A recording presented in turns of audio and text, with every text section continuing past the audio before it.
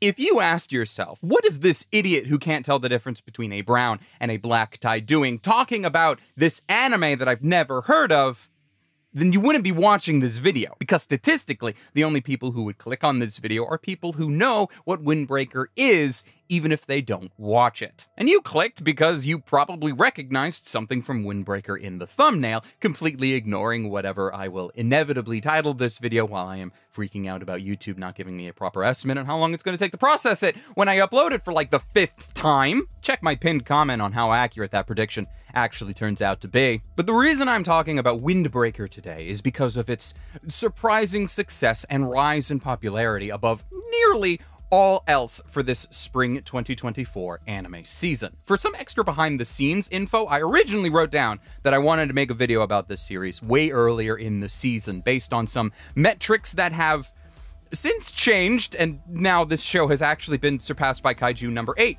in a lot of ways. But I'm already too deep to pivot now, so we're going to talk about a bunch of dudes punching each other, which I know does accurately describe a not insignificant amount of popular anime, especially if, like, we just say that anime history started in 1984 with Fist of the North Star. Last season, we did a video here on the channel talking about popular anime of the winter season, and we had a bunch of metrics that we looked over, but ultimately, I could only conclude that people didn't care as much about the nitty-gritty numbers, considering that that video didn't do all that hot. Or perhaps I'm just terrible at thumbnails. Who's to say? So instead of dealing directly with numbers this time, I wanted to briefly put a spotlight on what is, in fact, a breakout anime of this season. Especially because we are in a season of sequels, and when I say that Windbreaker is doing well and is exceedingly popular, I am saying that not limiting popularity rankings to just new shows. I'm including sequels in that.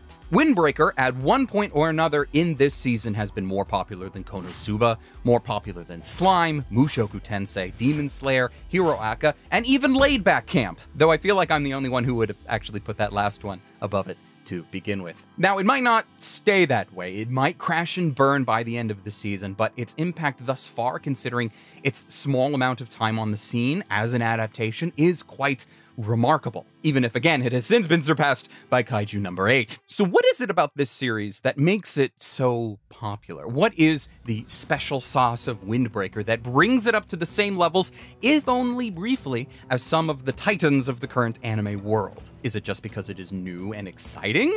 I mean, personally, I feel like watching a brand new series with new characters and a new setting is far more appealing than going and watching Season 7 of My Hero Academia, but I also know that I am not the norm for these sorts of things. If I was the norm, then this video would actually be about how Spice and Wolf is still one of the GOATs, even after all these years. We still might do that video, though perhaps after speaking on this channel about Spice and Wolf for several hours, people might be bored of that at this moment. But that's the thing, isn't it? Boredom. How can we be sure that the general anime watching populace is not just bored of the extremely popular shonen that have been around for most of the last decade, and they just want something fresh to sink their teeth into? Because, well, when you look at it, Windbreaker isn't all that different from what has come before. It's just really good at showcasing what it is. Okay, so brief introduction on the series. Despite how far into this video we currently are, Windbreaker follows the story of young Haruka Sakura. Haruka Sakura, Haruka Sakura, Haruka Sakura. Not really a tongue twister, but it feels like it should be. He is a fresh-faced high school student who, up until this point, has spent his entire life being bullied not just by classmates and peers, but by adults and family for his discolored hair and eyes. He is used to being beaten down by the expectations of the society he lives in, and has grown cold towards the world and resentful towards life. Because of this, he wants to strike back, to show the world that, no, in fact, he is the strongest. So he gets accepted into Furin High School, a school well known not for its academics, but for its strong fighters. Students who speak with their fists on a regular basis and gain respect through fighting. That's the life he sees for himself. But he doesn't just want to find acceptance at this school. Oh no, since he expects the same kind of resistance that he's always felt, what he plans to do is enter the school and fight his way to the top. To not just beat everyone up, but to prove to the entire student body that he is, in fact, the strongest.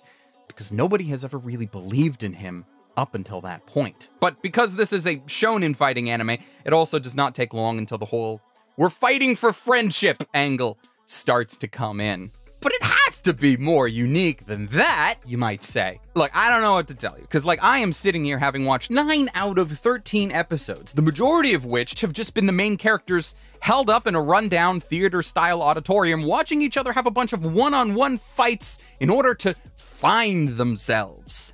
And I mean, if you think that that sounds unique on paper, well then I have some real estate to show you, because this is just a tournament arc in disguise. It's a very good disguise, though. I could sit here and harp on the series for literally hours about how much of this show and this narrative is just stepping on the backs of the shonen giants in order to get to where it is. But even if it is just a reskinned tournament arc that cuts out the brackets, it's still probably the best one I've watched since Heaven's Arena. In fairness, it's not like I watch a lot of shonen, so there's probably been better things that have come out in between. Every fight in this series so far has kind of held up to the description that these characters like and want to talk with their fists. Their designs do a lot to give away their temperament, their style, and in some cases, the archetype that they fall under, because hey, it's still a shonen. But watching an episode about each character specifically feels great. One of the major ups that I will give to Windbreaker is that,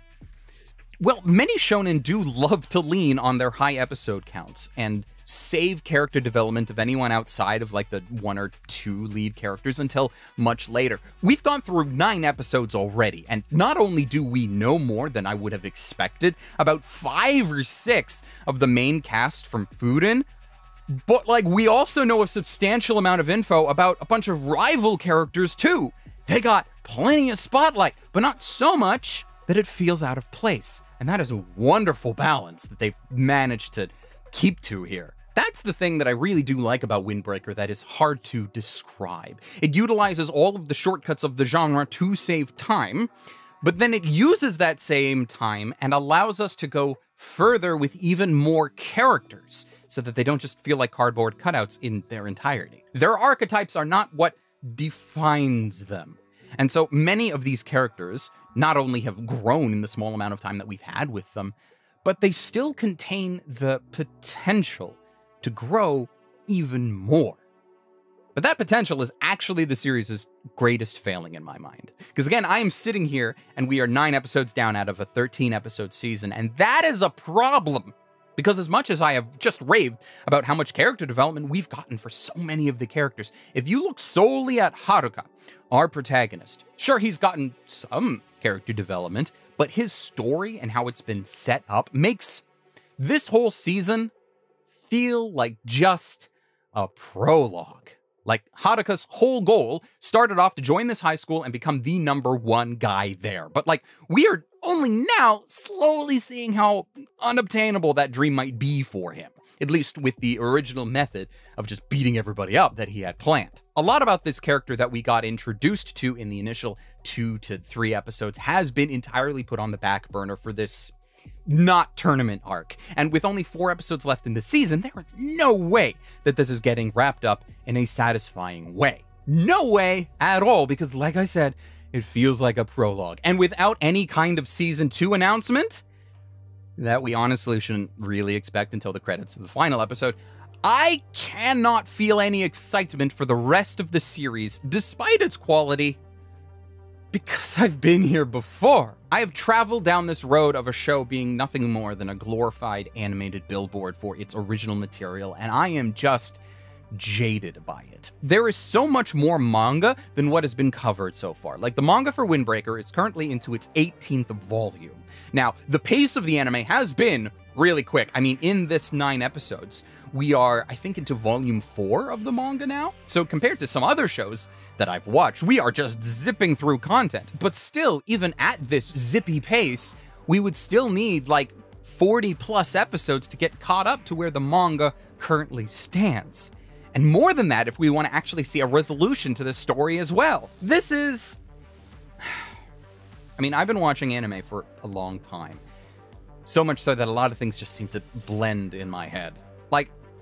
I am watching Windbreaker, and I am excited. I am jazzed. This is good quality anime. but it's the meta elements to it. The knowledge that statistically this series is just going to fizzle out and die once its short episode count ends. It's just so depressing because the series is that good. I want more. But I know we're probably not going to get it, or if we do, it'll take years with massive breaks. Like, hello, Attack on Titan took, what, a near decade to get adapted fully? And it was one of the lucky ones. The unlucky ones don't even freaking end on their manga side. Hey, guess what, Hunter x Hunter? I get to bring you up again, and not for any particularly exciting reason. At least you get to keep Berserk company. So, for what it is, Windbreaker is amazing. It has surpassed my expectations and become one of my favorite shows for this season. But even still, I can't recommend it, because unless I am massively wrong, it will not end well or satisfyingly. It will end in a way that just screams to you, hey, do you have a subscription to the K-Manga app? If not, you better go get one if you want to find out what happens next. With the level of disdain that I just showed, it should be clear that this video is not sponsored by K-Manga. It's not sponsored by anyone, actually. I have nothing against K-Manga and its app. And I mean, if there's something on there that you want to read, by all means, go nuts. I'm just not a fan of the kind of time-wasting adaptations that we're getting these days. Because at the end of the day, if I have to go and read the manga anyways, why didn't I just do that from the get-go? Makes me sad to be an anime fan sometimes. And on that down note, that is our show for today. A thank you to my patrons who make it possible for me to do this sort of thing, give me the ability to feed myself, and a very big, immense thank you to patrons like Omar Showman, Ross Emerson, Hector Montemayor, Aiden, Siri Yamako, Raifin Bonaparte, and Sailor Arashi. We can't continue this without your support, so however much you are able to help, I am eternally grateful. And until next time, ladies, gentlemen, and others, watch more anime and stay frosty.